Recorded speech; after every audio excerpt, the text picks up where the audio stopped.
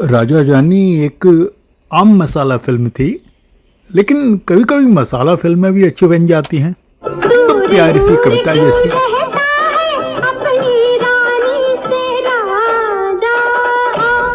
1972 की मूवी राजा जानी कुछ इसी तरह की फिल्म है और इसका डायरेक्शन किया था मोहन सहगल ने।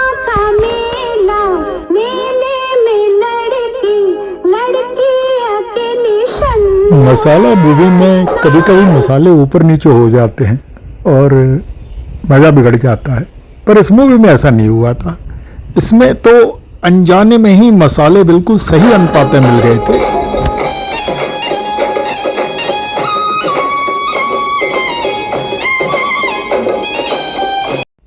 इस मूवी की कहानी ली गई थी एक हॉलीवुड मूवी एनास्टेसिया, जो एक खोई हुई राजकुमार की कहानी है।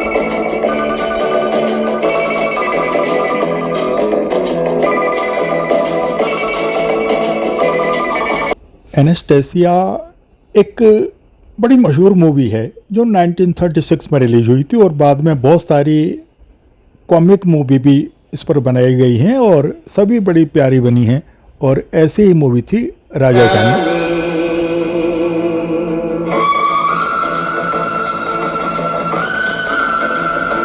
मूवी का सेंट्रल रोल प्ले किया था हेमा मालिनी जी ने, और साथ में थे धर्मेंद्र, और भी कलाकार थे प्रेम चोपड़ा, प्रेम नाथ, दुर्गा खूटे, जॉनी वॉकर। बिगड़ा नसीबा बनने के लिए एक इशारा तेरा काफी है।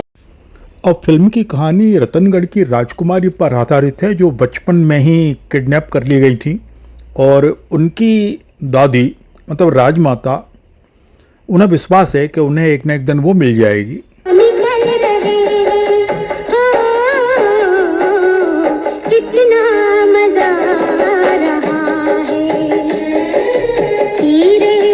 अब उनके विश्वास का फायदा उठाता है उनका बड़ा धूर्त दीवान, जो रोल प्रेमनाथ ने किया था, और वो राजा नाम के एक युवक को काम देता है कि किसी लड़की को नकली राजकुमारी बना के लाया जाए जो राजकुमारी रत्ना से मिलती जुलती हो।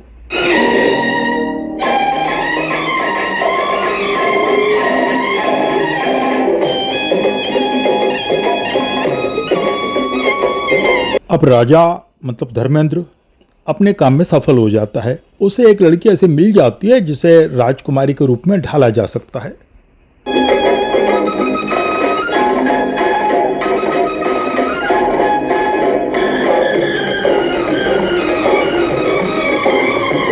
एक बंजारन युवती को राजा देखता है और उसे लगता है कि इसके कद काठी, चलने का अंदाज कुछ ऐसा है कि इसे राजकुमारी के रूप में, इम्पोस्टर के रूप में दिखाया जा सकता है और राजमाता से पैसा ऐंठा जा सकता है।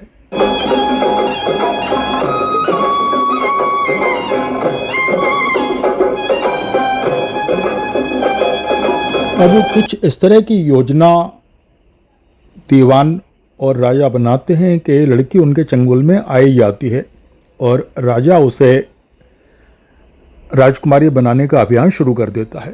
आजा, आजा, कुछ कह जा, कुछ सुन जा, दूर दूर क्यों रहता है अपनी रानी से। अब ये लड़की शन्नो थी तो बंजारिन, लेकिन एकदम रॉयल कैरेक्टर की थी, किसी भी तरह के छल कपट से दूर।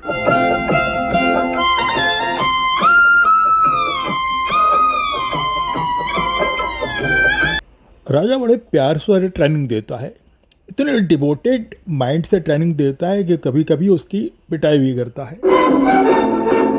जरा हंस के दिखलाओ, जरा हंस के दिखलाओ, प्रेम का सबक पढ़।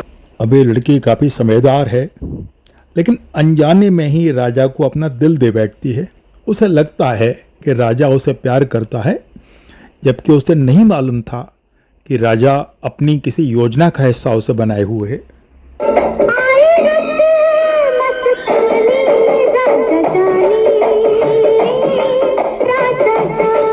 अब अब राजा इस लड़की को लेकर के राजमहल पहुंचता है, राजमाता से मिलवाता है और उसे राजकुमारी के रूप में पेश करता है। इस लड़की का कड़ा एग्जाम होता है और काफ़ी हद तक सफल हो जाती है, फिर भी राजमाता इनकार कर देती हैं उसे राजकुमारी मानने से।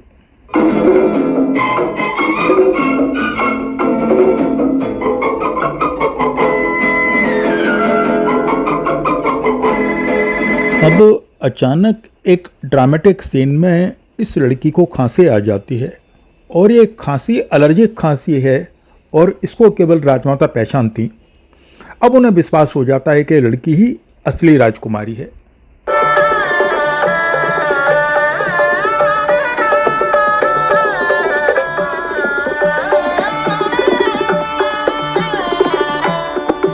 अब राजा के दीवान का लड़का, वो भी बड़ा चतुर, बड़ा काइयाँ, बड़ा धूर्त, इस राजकुमारी से शादी करना चाहता है।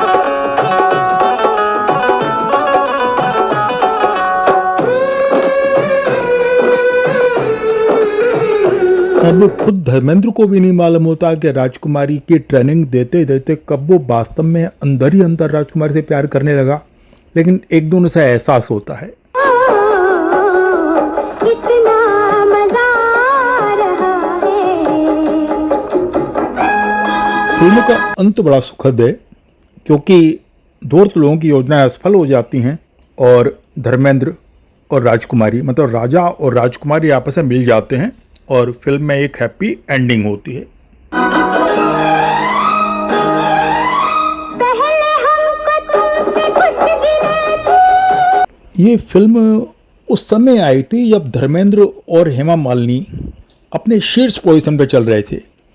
उनको लेके जो भी फिल्में उस समय बनी, चाहे वो शोले हो या प्रतिज्ञा हो या और भी फिल्में हैं, लेकिन सभी बड़ी सफल हुई, बड़े लेवल पे सफल हुई।